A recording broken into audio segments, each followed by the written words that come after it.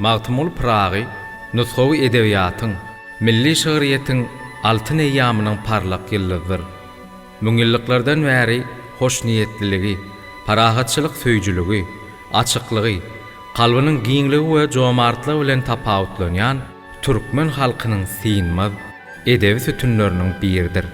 Magtymulunyň özbaşlyk döwlet baradaky gymmatly ünnewleri, ýörelgeleri häzirki siýasatymyzyň esaslaryny düzýär. Türkmenistanyň prezidenti Serdar Berdimuhammedow. Belent bağlar miwet hem saýaty bilen ardalanýar. Halklar dünýä beren gymmatlyklar bilen tanalýar. Türkmen halkynyň dünýä beren maddi hem ruhy gymmatlyklary bugün tutuş adamzadyň medeniýetine hyzmat edýär. Ony Gahrman Arkadagymyzyň saýatyna Birleşen Milletler Guramasynyň öňde barjy guramalarynyň biri bolan UNESCO-nyň adamzadyň madedel medeni mirasynyň gymmatly nuskalarynyň sanawyna goşulan gymmatlyklamyzda medeni mirasymyzyň baý hazynalaryna görýär. Türkmeniň halysy, kuştöpde aýdym we tantysury, destançylyk sungaty, ýa bolmasa ata-babalarymyzyň beýik binagärlik ýadygärlikleri bugün dünýä türkmen güneşiniň gyzgyn salamyny gowşurýar. Milletleriň ruhy arkadaýanjy olaryň gymmatlyk saýan mukaddesliklerini bolupdyr. Türkmen halkynyň ruhy arkadaýanjy bolup 300 ýyla golay wagt bäri özüniň akyl paýhasy dürdäneleri bilen adamlary dogra gönükdirip gelýän beýik paýhasly seterler türkmeniň beýik ogly Merdan ogly Magtymul Pragda bar. Şonuň üçin türkmeniň söhbedem, taadam, toyum şu döwürleň içinde Magtymul Pragda geçmedi. Türkmeniň dünýäsini tutuş dünýä Magtymully gördü. Türkmen halkyny inni onlarça ýyl bäri ruhy arasdalyga, ösüşe, beýiklige alyp barýan Gahrman Arkadagymyzyň ilmi taglimatynyň özenine, millilik ýörelgeleriniň esasyna Magtymul Pragynyň şygyrlary bar. Gahrman Arkadagymyzyň halkymyz bilen, ýaşlanmaz bilen medeniýet, sunga diýişgärleri, umumyň ýurdumyzyň intelligensiýasy bilen bolan duşuklarynyň ählisine diýen ýaly Magtymul Pragynyň şygyr seterlerini esaslanýan çuňur manaly seterlerini, jümlelerini görýär. Mehriban Arkadagymyzyň türkmeniň şahyr oglyna goýan hormaty Magtymul Pragynyň türkmen durmuşynyňky ornunyň nä derejede giňligine, çuňlugyna güwä geçýär. Ony insan kalbynyň öçmejek nuru atly kitabyna yerleşdirilen jümleň üstü bilen hem görüp bilýär. Magtymuly bütün adamzada söýgü bilen tereden bolsa, oň öz halkyna bolan söýgüsini, mehrini hiç bir zat bilen deňep bolmaýar. Şahyry millilik çäklerinden çykaryp onu umum adamzat şahyryna öwren zat, oň öz halkyna, watanyna bolan beýik söýgüsüdir. İlgüniň ykbalyna baglanan töweşçiň oýlanmalardyr. Gahrman Arkadagymyzyň alim hökmünne, döwlet ýol başçysy hökmünne, öz döwrüne aýdan şu jümlesi Magtymul Pragynyň umumy adamzat gymmatlyklaryna goşandyny ketgitleýär. Çünki Magtymul Pragda watany söýmegiň, adam bolmagyň, dogry ýaşamagyň, ýakynyňa, ýadyňa ýagşylyk etmegiň nusgalary ýaşaýar. Şonuň üçin Magtymul Pragynyň şygyrlaryny gaýry dillere terjime eden terjimeçileň şahyr ogullarynyň, şahyrana ýüreklerinden çykan kino eserlerine de çuňur filosofiýa jallanýar. Muny öz döwrüne 20-nji asyryň edebiýatçylary, sungaty öwrenjileri Tarkovskiýnyň eserleriniň misalyna ýüzlenenlerine aýtdylar. Magtymul Pragynyň goşgulary onlarça dogolluk halklaryň diline terjime edildi. Mehriban Arkadagymyzyň döwlet guşy romanyny okanmyzda, ýa bolmasa Berdimuhammed Annaýewiň ömür ýoluna bagşlanan işleri okanmyzda halkyň arasynda Döwlet Mehmet Azadynyň ündöwlerini, Magtymul Pragynyň şyryň şygyrlaryny dinländigine şaýat bolýar. Göz öňünde şol keşipler jallanýar. Annaganyň ýa bolmasa Berdimuhammed Annaýewiň giden bir mehelläni şahyryň şol gymmatly teterleri esasyny ruhy belentligi gowy arzuwlara ugrukdurmagynyň özi Magtymul Pragynyň hakykatdan halkymyz üçin ruhy söýenç bolup, dayanç bolup hyzmat edenligini, onuň sözlerini gudratyň bardygyny görkezýän ýene bir hakykatdyr. Hormatly döwlet başlygy Serdar Berdimuhammedow özüniň Aşgabat şäherine saparyna Magtymul Pragynyň heykeliniň gurulşygy bilen, onuň taýýarlanyşy bilen tanışyp, baýyrlaryň ýüzüne umumy adamzat gymmatlygyna öwürlen Pragynyň teterleriniň goýulmagynyň maksada laýykdygyny aýdypdy. Hormatly prezidentimiziň şygyryety, milli edebiýatymyza goýýan beýik tarpasy, onuň dünýä diplomatiýatyndan habarly bolmagy, şeýle de Magtymul Pragynyň halklaryň agzybirligi, adamzatyň ýaşaýyş hakyndaky beýik teterleri bilen alim arkadagymyzyň ojagyna terbiýelenmegi Magtymul Pragynyň ruhy şamçyrak hökmünde hem şu gün hem ertir fiýlagynyň tarpatynyň belent ýaşajakdygyna güwe geçýär. Magtymul Pragynyň keşfi sunwatda, ilmde, asylga durmuşyň ähli ülüşlerini beýiklik hökmünde, halallygyň nusgat hökmünde, gönüllük hökmünde, aklyk, päkidelik hökmünde ýaşaýar. Diňe 20-nji asyryň dowamynda, 21-nji asyryň başlaryna onlarça Magtymul öwrenjiler, Magtymul şunaslar kemale geldi. Edebiýatyň diňe bir ugruny Magtymul Pragyň ýoluny öwrenýän alimler bar, edebiýatçylar bar. Olaryň arasynda goňşy halklardan atly awraýly alimlaryň bolmagy ören gowanlarçydyr. Öz döwrüne Baýmuhammed Garryf, Anny Gurban Aşerow, soňra Kakajan Ataýew, Amannepet Şyhnepetow, ýene de onlarça bulardanam şu ugurda ömrüniň köp ýyllaryny sarp eden halipalaryň türkmen edebiýatyna bolmagy da biziň üçin, şu günkü nesiller üçin ören buýsanlarjy. Desançylyk sunwatyna Magtymul Pragynyň döredijliginiň tutýan orny. Desançylyk sunwatyna Magtymul Pragynyň orny barada aýdylanyna, Magtymul Pragy depen edir, düznedir goşgyna söhbet içre söz lezzetini bilmeýän aňa bilmez söhbet nedir, saz nedir diýip belläp geçýär. Magtymul sözlerim saza salsaň uğuz bolar, ýa-da oýunyň lezzetini bilmeýän adam hünärligiň sazyna degmez.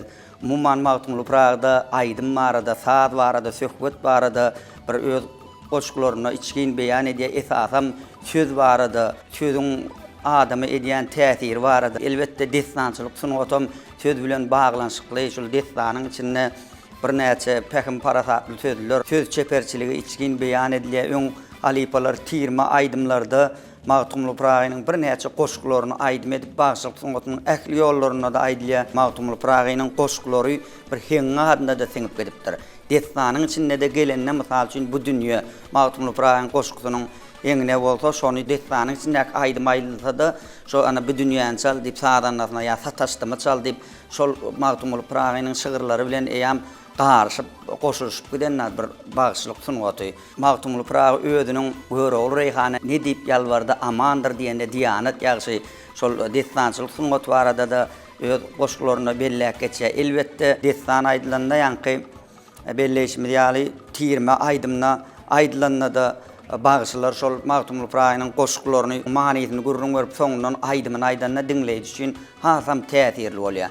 Onu bir esasy belläp geçmeli Türkmenistanyň atlanan baş halipa başı Gurt Ýakup şol Magtymul Pragynyň şygyret dünýäsinde hasam için aralaşan halipalaryň biri ol edil destan gurrun veren ýaly şo goşgynyň rowayatyny ilk gurrun berip ýa-da bir wendini aýdyp şo bir wendini ýörüýte tesvir berip şoňa düşündiriş berip şon ýaly diňleýici üçin has täsirli bolýar.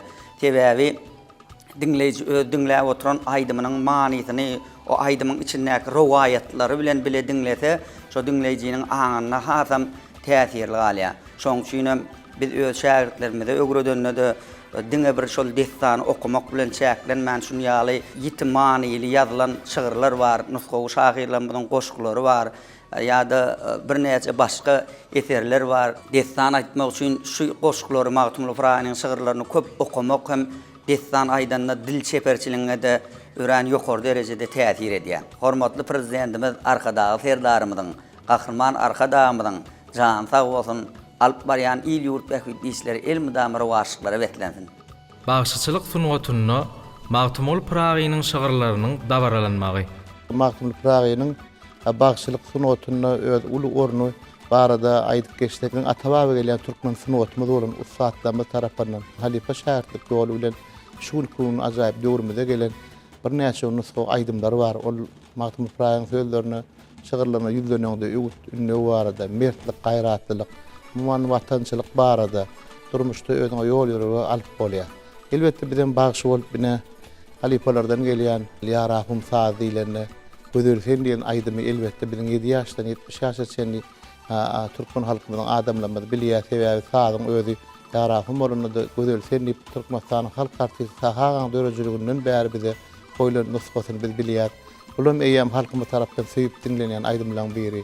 Elbetde ine ýüswogan sazyna sahaň aýdyş nusgasyna bize goýulan döwran bugün dilen goşgyny başga da bir näçe halk saazlanmadyna pelek ömrüm diýe ýa mejlis halan ýa bulary sözüme imanır elbetde akbal bolmady ýa-da üstüs bolmady diýen şygyrlanmadan mejlis halan saazlaryny halifalar tarapyndan şuun kuneçeli halkymyzyň arasynda toý bayramlarymyzda da ýüzlenip dinlenmegi haýyşda edilme bu zatlar biz bagşladylar begendir ýa-da biz bilýär nowgulýan aýdymyň sazyna da bir näçe jem bolup diýe köp bolsa diýen aýdymlar we Magtymol Pragynyň sözlerini şonu ýalam ene biziň Türkmenistan halk artisti Mäne Garaýewiň Magtymol Pragynyň sözlerini halk sazyna goşup gowy sözleri sananlygyny halkymyza goýan miras ýazgylaryny meýän bilýär. Aýyny diýen sazymyza köp namarda mal beripden sen dünýeden sirgider diýen goşgynyň özüm bir dipkini bilen özüniň şowkuny bilen girimçikyny bilen dinleýär tarapyndan has gowy kabul edilýär. Ýa-da yaranlar diýen goşgusy bar. 4400 ýaşan Lukman Hekimiň başy garagyma batdy yaranlar diýär. Onu döwlet ýar 40. Biziň sary ugurulmazmy gelmem diýen goşgusy bar. Onu selniýat 40 diýen sazymyza tanamyzda şoň bir hili Magtymol Pragyň aýtjak bolýan sözüniň özüni şo sazyň üstünden basym bilen bagşladyna bir joşkunly ýagdaýda toý bayramlarda ýetiremezdi. Halkymyz tarapyndan gowy garşy alınýar. Biz hem öz döwrümizden bagşly bolup oňordumyzdan toý bayramlarymyzda şol aýdymlary yerine ýetirýär. Magtymol Pragyň bagşylyk ýoluny ömütgöklen ýol, damana ýol, salır saryk ýoly, ahal ýoly, şeýdip bir näçe ýollara bölünýän bolanlar şol bölünýän şahalanmadan her şahan öz aňyrdan gelen halifalar tarapyndan Magtymol Pragyň sözlerini ýüzlenmedi bagşladyna ýok, bizim ötegeçlik bolmam diýär. Elbetde Türkmenistan halk artisti Magtymol Pragynyň eýesi halifamyz Akmat Şarifiň dörejiligine dökän aýdymlar bar. Şonu ine halifa diýip 82-nji ýylda döredän sazym bar diýe Magtymol Pragyň bolarmy diýen goşgusyny Türkmen dutarjagyna üçlükde ýerine ýetirdim. Kömlüm bir nesihat eyleyin Zalim elbeyle canan bulurmi Bir sözüm hornunda söyleyip bilmeyen Adem diyen beyle ansan bulurmi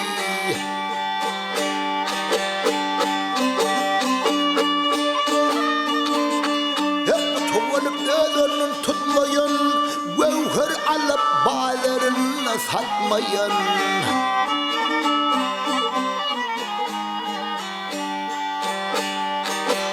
Alton giyip beylik yetmeyen adam Kadrın bilen beyle sultan olur mu?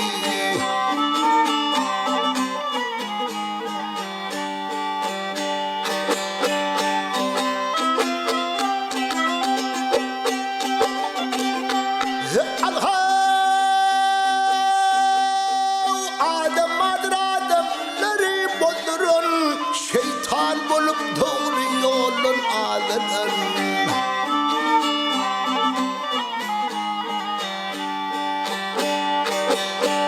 Hatun senin her arada gelinin Hiremçiler onu kuman bulur mu? Magtymol diýer bu sözüm çoktur Magtymol diýer bu sözüm çoktur Men ejab edermen hiç farkı yoktur Kitap okan gullar maýlydan doktor Hodholun kalbyna şeytan olur mu?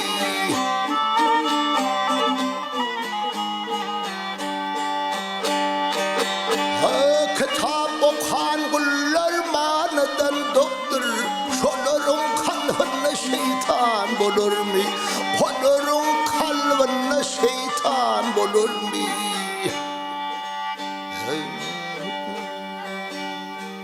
Şu acayip döwürde arkadaky serdarlyk saýasyna bütün o işgärleri bundan beýlegem näme acayip toýlanmagyň şaýady bolup Magtymly Pragynyň acayip şagyrlaryny sada geçirip halkyň arasynda wagt edip ýerine ýetirjekdigimize inanýar. Sotdan peýda arkadaky serdarymyzyň gahmar kadamynyň jany sag bolup biziň ilimimiz bunu bardy alyp beren büyük tutumyşyň rowaş bolmagyna tüýsümden arzu edýär.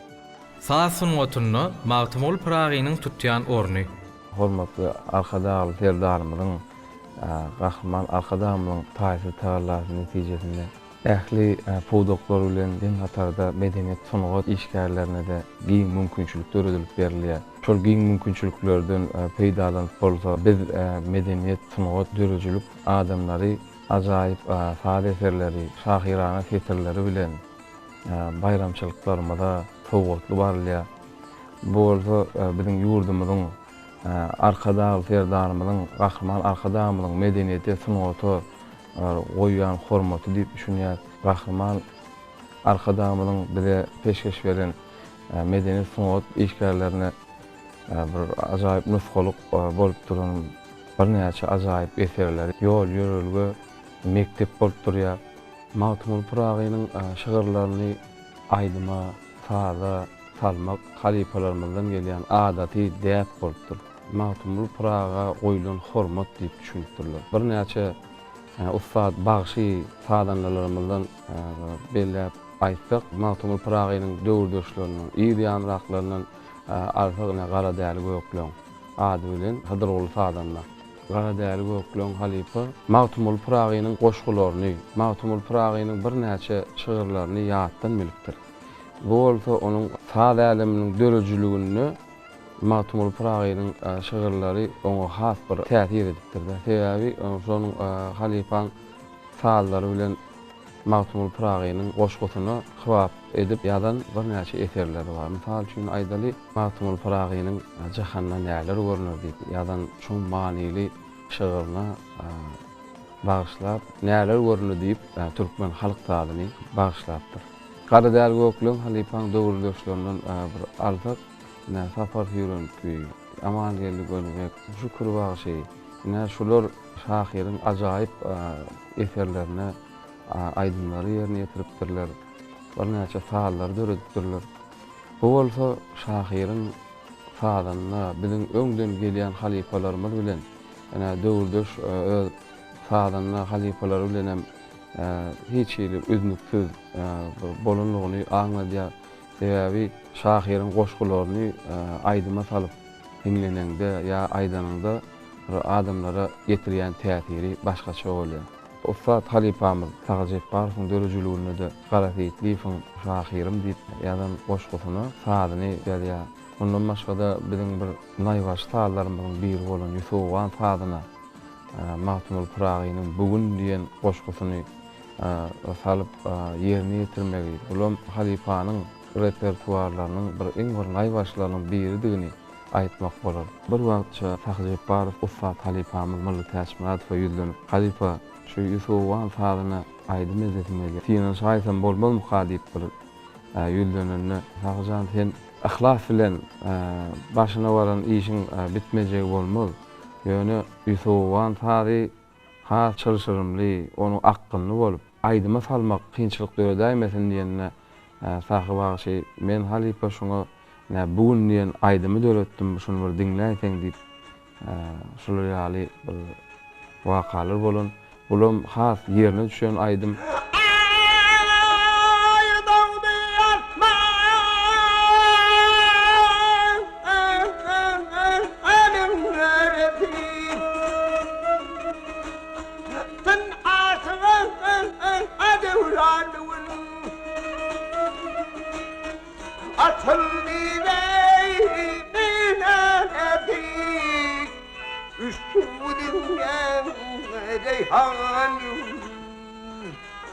sahaga ýokary belin tetse ýerine ýetirip berenne Molla Halifa ay sahajan bunyň ajaýyp bolupdy. Ýüreklerde orun alan aýdymlaryň biri bolar diýip Halifa belläp geçipdir. Şol nuktoýdan ýa-da feretsek şu Ýusuwan sahagynyň bir belli bir böleginden Halifa ýasapdyr. Şol Şirwan perdelerden barýan ýeri bar. Şu Ýusuwan sahagynyň şu taýlardan men bir böleg ýerine ýetirip bereýin.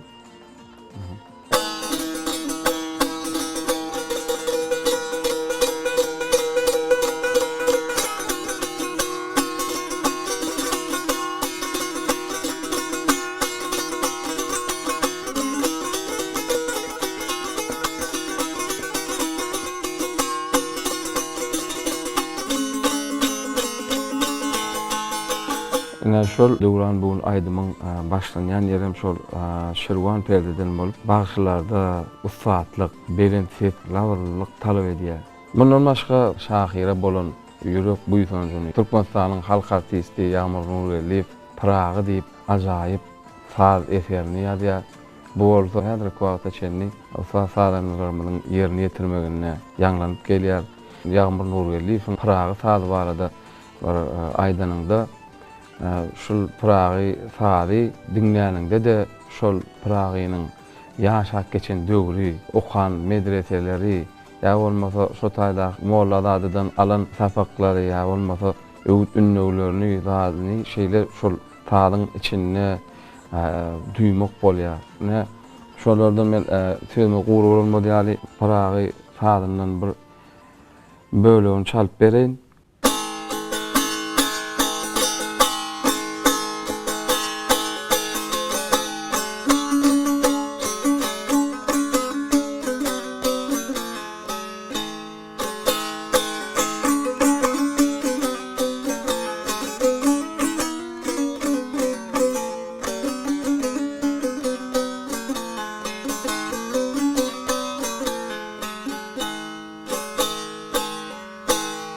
Hormatly prezidentimiz, arkadaşlar, ferdarymyza, gahrman arkadaşlarymyza, medeniýet sanat işgärlerine, döwürçilik işgärlerine döredip berýän giň mümkinçiligi üçin köp sawalsyn aýdýan arkadaşlar, ferdarymyzyň, gahrman arkadaşlarymyzyň jany sag tutýan işleri elmydama rowaj boldy. Türkmenistanyň şekillendiriş sungatyny Magtymul Pragynyň keşfi. Türkmenistanyň şekillendiriş sungatynda ilkinji gedek Magtymul Pragynyň keşfine Türkmenistanyň halk suratkeşi Ayhan Hacıyev ýüzlenipdir. 1947-nji ýylda Türkmenistanda geçirilen uly çeperçilik bäsleşikde Ayhan Hacıyewiň döreden Magtymul Pragynyň portreti eseri iň uly bayraga münasip boldy. Şo ýyldan bäri Türkmenistanyň şekillendiriş sungatynda ähli Türkmenistanyň medeniýetinde Ayhan Hacıyewiň döreden portret eseri ähli halkymyzyň aňyna, ýüregine siňdi. Sebäbi Ayhan Hacıyew bir näçe ýyllaryň dowamında Magtymul Pragy bilen degişli tarihi maglumatlary öwrenip, hemde Magtymul Pragynyň owasyna baryp, şonuň owodaşlary bilen, garyndaşlary bilen gürrüňdeşlik bolup, Magtymul Pragynyň iň owadan keşfini çekmek bu suratkeşe miýeser etdi. Hakykatdanam Türkmenistanyň şekillendiriş sungatynda, hem nakkaşlykda, hem grafikada, hem de heykeltaraşlyk sungatynda köp ustadlar Magtymul Pragynyň keşfine ýüzlendiler. 50-nji ýyllarda Türkmenistanyň sungatda atgananan işgäri Aleksandr Abramov mermerden Magtymul Pragynyň portret eserini döretdi.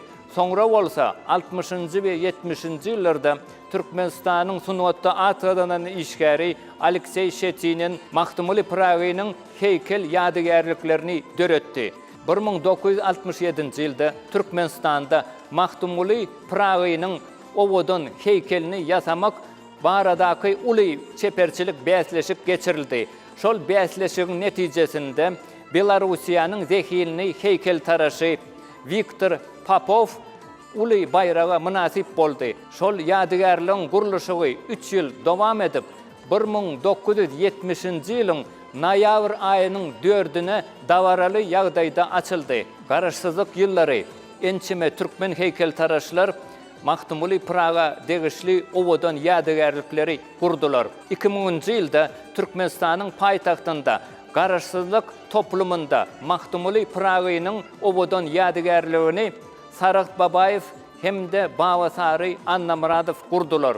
Soňra bolsa 2014-nji ýylda Mahtumuli Praga bagyşlanan owodan heykel ýadygarlygy Saragt Babaýew tarapyndan ýasalypdyr. Hakykatdan hem şunuň ýaly uly ýadygarlyklar, ajaýyp ýadygarlyklar häzirki döwürde Türkmenistanyň ösýän şekillendiriş sunatynyň, onuň medeniýetiniň derejesini aňladýar. Häzirki döwürde Türkmenistanyň Döwlet Çeperçilik Akademiýasynda işleýän ýaş molumlar, ýaş talipler öz eserlerini Mahtumuli Pragaýynyň dörejiligine bagyşlap, döwlet bäsleşiklerine hemde dünýäde geçýän halkara çeperçilik bäsleşiklere hödürleýärler. Gahrman arkadagymyzyň hemde arkadagly serdarymyzyň jany sag bolsun, belentbaşy aman bolsun, il ýurt bähwitli alyp barýan işleri hemişe rowajalsyn. Türkmen teatr sunatyny Mahtumul Pragaýynyň keşfi. Mahtumul atamız hakkında koyulan sahne eserler var da bir kağıt aytsak. İlkinci edek Türkmen teatrına Taňyrgul Tağanowyň kökönlü ýüzük diýip Mahtumul hakkında sahne eseri sahnalaşdyrylýar. Şonam Türkmenistanyň halk artisti Amangul Mämmedow Mahtumul atamyzyň keşfini ýerine ýetirýär. Ondan soň Saýlaw Muradowyň Mahtumul spektakly Molenepes teatrına sahnalaşdyrylýar. Onu sahnalaşdyran rejissor Gelli Seyidow, Mahtumul Pragaýyň keşfini ýerine ýetiren artistler, men öz muallimlerim, halipalarym, Türkmenistanyň halk artistleri Ata Alow bilen Nur Allaýberdiýew. Biz şo döwürler talipdik. Şonu gelip görüpdik-de biz şo halipalaryň çykyşyny.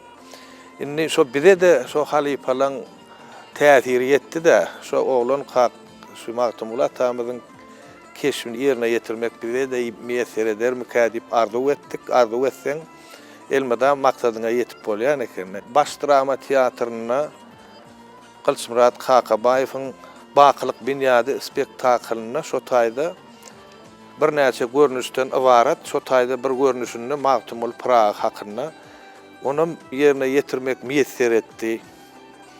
Ol şo ýan haýdysy ýaly arzu etseň maksadyna yetip bolýan eken. Ondan soň teatrlarda şu wagtda Alparslan teatrına Meňle atly spektakl goýuldy. Eteriň ýazary Taňyrgul Tağanow. Şonda da Türkmenistanyň halk artistleri Öwüz Gelenow Mahtumul'yň garry döwrüni oýnady. Oraz Amanyeliýew hem ýaş döwrüni oýnatdy. Meňliň keşfinde de şo wagt bizim muallimimiz Oğullardy Mehmet Kuliýew Türkmenistanyň halk artisti. Indi serede otursaň aňyrdan gelýär da biz özümizden öň halipalaryň oýnan hersiniň bir öz keşp döredişi var. Bir-birine hem meňzemeýär. Şolaryň hemmesiniň hem tapawdy ýer bilen gök ýaly. Ne ýaňy ýakynna ýurdumyzda ne ullun bellen geçilli bir näçe ýyl bäri Gahrman arkadagymyzyň başlanyjy bilen başlan medeniýet dosanat işgärleriniň Mahtumul Pragaýyň şygyryet güni bellenildi bir hepden dowamyna. Ine şoňa da şu baş drama teatrına goşup geldi daňa tarafyň Mahtumul köňül goşu atly oýuny sahnalaşdyrly, oýuny sahnalaşdyran Türkmenistanyň Rymotda atgadan işgäri Erid İhsan Oliýew.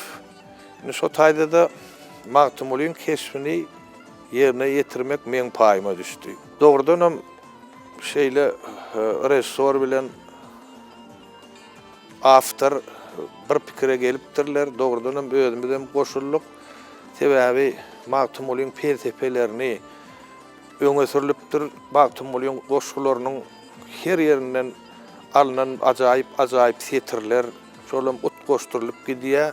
Şo setirlerin içinde şu Mahtumul'yň goşgy bilen aýdan sözlerini gepleşik diline geçirilip aýdylan ýerleri bar. Tomoşaça has düşlükli bolar ýaly. Elbetde Mahtumul atamyzyň keşfi ynanlanyna men dogrudan gaty elbet tolgundum. Öňkü edegem şu edege hasam tolgundum. Sebäbi Mahtumul atamyzyň keşfini ýerine ýetirmek, onuň halka bir yaramak ile özüňi allyrmak gaty kyn zatdy. Sen şonu özüň içinden geçirip anandırıp bilmesen, halka yetirip bilmesen, Magtumulyň felsefelerini sen öz beýniňde aýlap, onam öz ýüregiňden çykaryp halka ýetirip bilmeseň, onda sen işin ýerine düşdüği bolmaýar. Şoň üçin gaty jogapkärli ol. Kamillik üstün derya batırdım. Inni iyili sünnet däli olup galyp men. Men bu joşdun haly olup galyp men. Pikir deryasyna aklym gelmesin. Batırmışam çıkabilmem neyleyin. Medeniyet sungat işgärlerine umuman türkmen halkyna berýän gollawlary üçin, berýän himayetleri üçin gahrman arkadagy serdarymyzyň goýjanlar sag bolsun, ömürler uzak bolsun. İl bähwetli, ýurt bähwetli alyp barýan işlerine elmedam rawaşlyklar ýaranmaly. Opera sunuwatyna Magtymul Pragynyň orny. 2012-nji ýylda Ýoly Sergeýiç Mevsim Magtymul operasyny sahnalaşdyrdyk. Şol operanyň Magtymul Pragynyň 290-ňylyk ýubileýi geçirildi. 14-nji ýyla şoňa bagyşlap Magtymul adyndaky drama teatrynda şol operany sahnalaşdyrdyk. Hormatly arkadaşym ödem gatnaşyp oňa uly baha berdi. Şu 2 ýylyň dowamyny 2012-nji ýyldan 2014-nji ýyl aralygynda biz Türkmenistanyň ähli welaýetleriniň merkezlerine şol operalary görkezip sahnalaşdyrdyk. Şu ýerde etasy sahnada gidýän hali paşaýartlyk ýollary bar. Şu wagtky meniň keşfim, Magtymyň keşfinde ýerine ýetirýän Maýkuly adına Türkmen Milli Konservatoriýaň eýam molunary şu wagt 12-nji ýylda talip wagtda çykyş etdiler. Innem olam özleri ýam hali bolup barýarlar. Bizim Türkmenistanyň ähli welaýet merkezlerine baramyzda hormatly arkadaşlarym bizi halk beren uly teatrlary, ruhat köşkleri, şu ýerde biz operamy görkezler. Bir de her hil mümkinçilik döretler, orkestrimiz bar, döwlet simfonik orkestrimiz, döwlet horumuz bar. Şolar ýaly operasynyň hötdetinden gelmäge hormatly arkadaşlar serdarymyz bir de mümkinçilik döredýär. Şolar ýaly mümkinçilik döredýän üçin biz öz adymyzy sunmat işlerleriň adyndan köp sawatna aýdýar. Olaň janlary sag bolsun, ömürler uzak bolsun.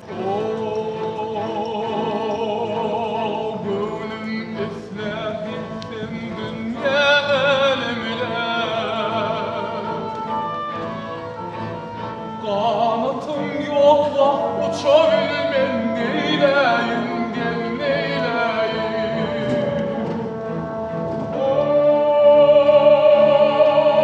Okuyurmen, görermen barça kilameyi.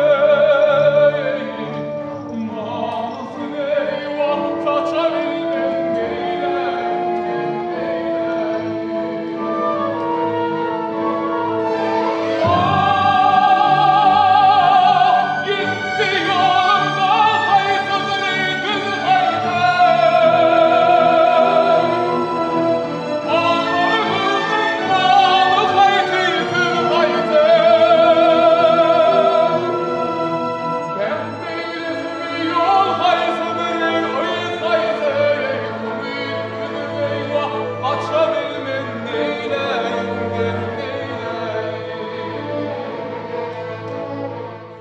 Türkmen kino sunuwatyna Magtymul Praga bagyşlanan ekran eserleri. Türkmen halkynyň büyük akyldary Magtymul Praga barada film suraty düşürmek baryp 50-nji ýyllaryň başynda Türkmen Film Kino Studiosunda synanyş edilýär. Türkmen kino sunuwatynyň ýaşly rejissöri Miret Atakhanov Berdi Kerbabaýewiň ýazan ssenariýasy boýunça Magtymul Praga adly ssenaryny kino studiýanyň çeper ýol başçylaryna, onun hökümet agzalaryna okatýar. Baýmuhammed Garriýew, Mäti Kösäýew taňy ssenaryny okap, onun köp kemçilikleri tapylýar. Soňra 60-njy ýyllaryň başynda ýaşly rejissörimiz Altygarliýew Magtymul barada filmi suraty düşürmek pikir edýär. Hayt Muhammed Ýakup bilen bilelikde Magtymul adly kino ssenaryny ýazýarlar. Indi Magtymul'yň keşbini, Magtymul'yň ekranda näil adam bolandygyny bilmek üçin ilkinji şol Ayhan Hajiýewiň çeken portreti esasında öňkü molany pesadyndaky Türkmen Döwlet Akademik Drama Teatry Magtymul adly piyesany goýýar. Onu Aman Gulmamedow Magtymul'yň keşbini çekýär şo ýerde. Elbetde olam azlyk kinoçylar üçin tutarga bolýar. Altygarlyýew şo wagt işläp ýören döwürleri Ne şeydi köp kösençliklerden soň diýsegem bolýar. Mahdumly şunas alimlaryň Mahdumlynyň hem ilmi maglumatlary toplap ssenariýa diýerler. Ssenariýada da bolsa onuň dörejiligini öwrenip goşgularyny izgirderli edip goýýarlar. Şeydi 1968-nji ýylda Türkmen kinosynyň halipa rejissöri Altıgarliýew Mahdumly adly filmi 67-nji ýylda suraty düşürip 68-nji ýylda ekrana çykýar. Asla seni görmemişim dildarım. Gurrum sen, bilbil misin, nämesin? Gamgyn köňlüm hiýalynda aldarım. Bağ içinde gül misin, nämesin? Sonra 1984-nji ýylda men o wagtlar Moskwa Kinematografiya Institutunda okap ýördüm. Moskwanın kino teatrlaryna Türkmen sowu şahyry Mahdumly Bagşanyň Bagtymyň Jyda üçin Praga adly film ekrana çykdy diýip mahawatlar okap men şo ýerde görmek maňa meýesser etdi. Rejissör Hojaguly Naliýew suraty düşürdi. Ssenariýanyň awtorynyň biri Bulat Mansurow. Bulat Mansurow Mahdumlyň öňüm talip döwründen bäri gowy görenden soň onu içgin öwrenýän şo döwür ýazylan makalalar we ilmi makalalar Mahdumlyň dörejilik öwrenen. Mahdumly wardy ýazylan romanlar we Dürler Hazinesi Taňryguly Taganowyň onuň Quliýewiň Mahdumly adly romany bar. Esasan Bagtynyň Jyda üçin Praga filminiň esasy ssenariýasy Quliýewiň Mahdumly romany esasynda edilýär. Ýöne Altıgarliýewiň Mahdumly filminden muntapawdy Mahdumlynyň ömrü we dörejiligi oglanyk döwründen başlanýar. Şo ýerde Mahdumlyny agyr syrkawlap oglanjyk wagty hassa bolup ýatan döwrü oňa bir akyl paýhas şoň ýany bir güç gelýär.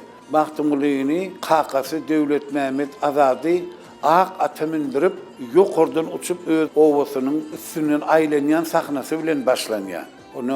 Onun eýem ýigit çykan çagy dünýede bolup geçýän owgal döwürlüň wakalaryna baha bermekde. O özüniň felsepeli dünýäsini açyk görkezmekde edi şo derece ýetýänçe alýarlar.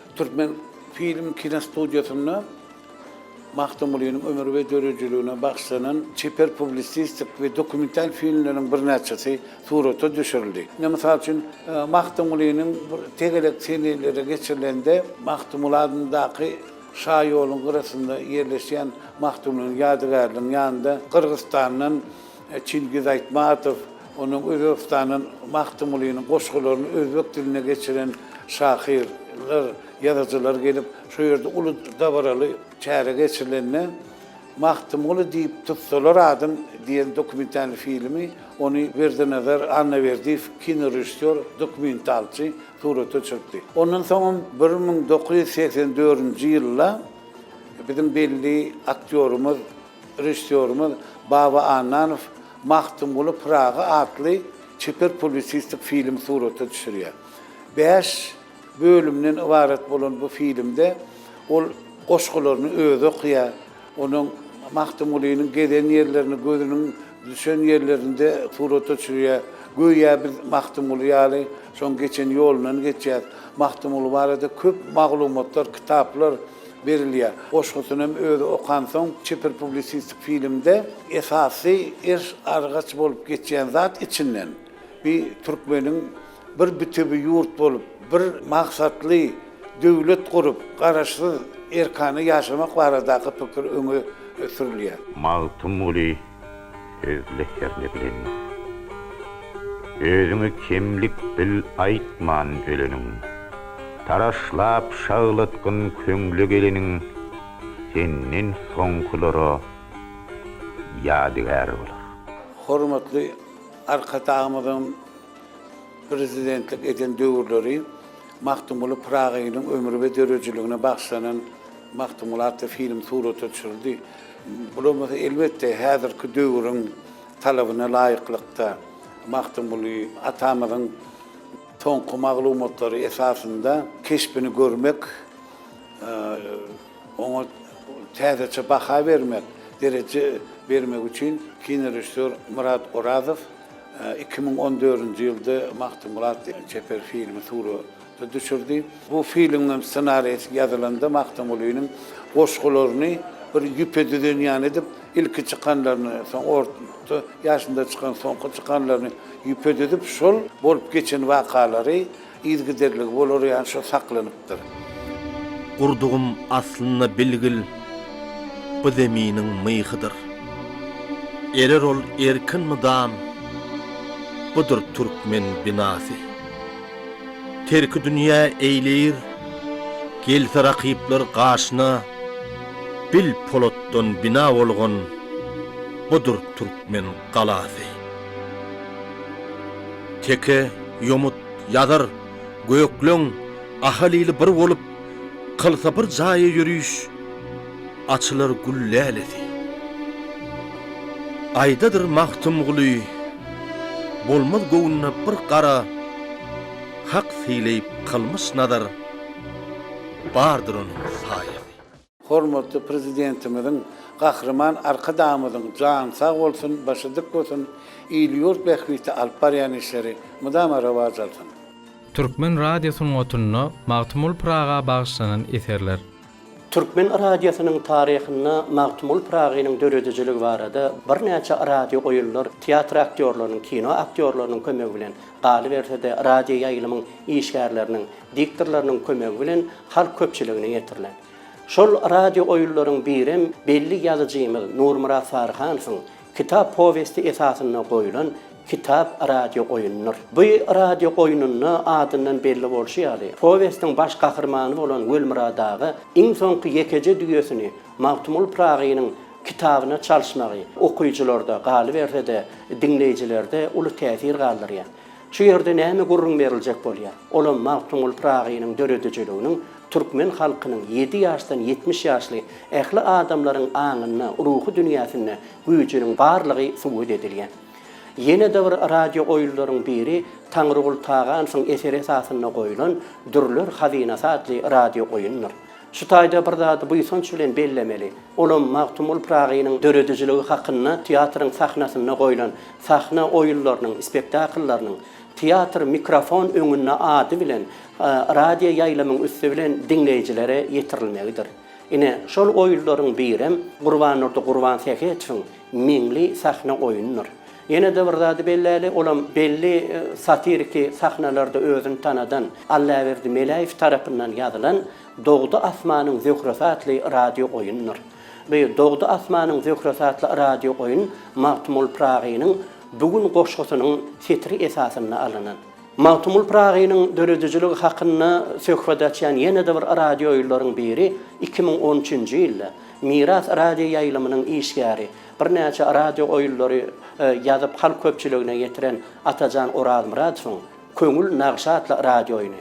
Şeýlede 2014-nji ýylda Mahtumul Pragynyň 290 ýyllygyna bagyşlanyp Hakdan içen adly radio oýun halk köpçiligine ýetirilýär. Mundan başga da belläp geçsek Türkmen radiosyny Mahtumul Pragynyň döredijiliginden söhbet açan radio oýunlardan başga Mahtumul Pragynyň şygyryny çeper okumakda ömrüni ykbalyny döredijilik dünýäsine bagyşlanan halipalaryň adyny buýsynç bilen tutazym gelýär.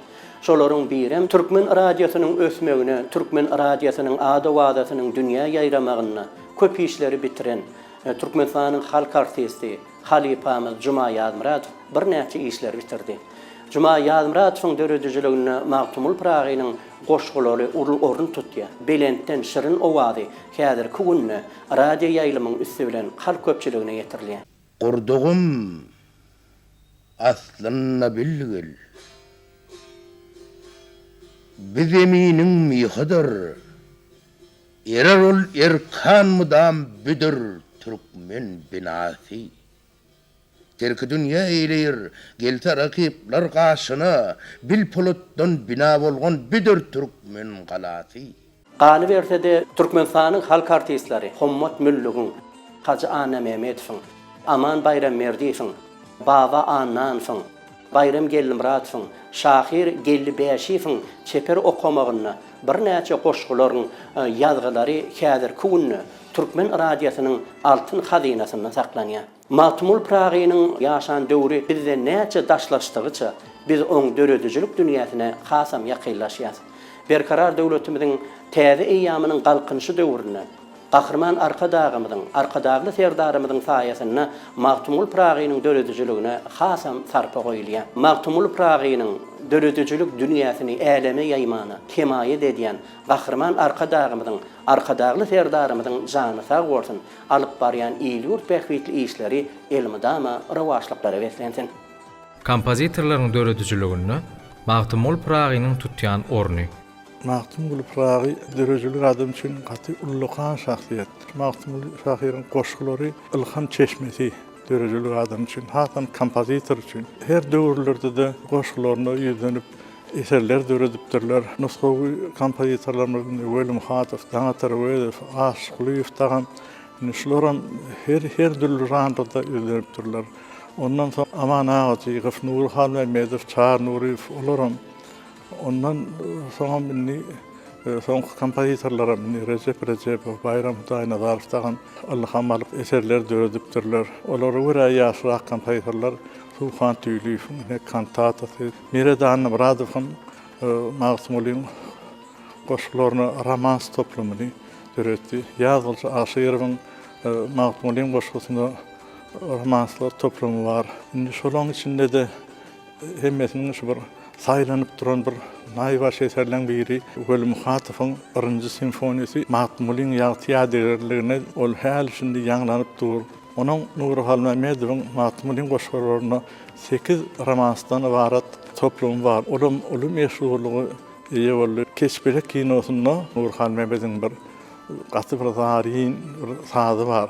Şoňda da 1984-nji ýylda Mahsumulyň aşyk bolmuşam diýen goşgusyny romans ýazasym geldi. Şonu ýazyp Nuri Halmedow'a bagyş etdim.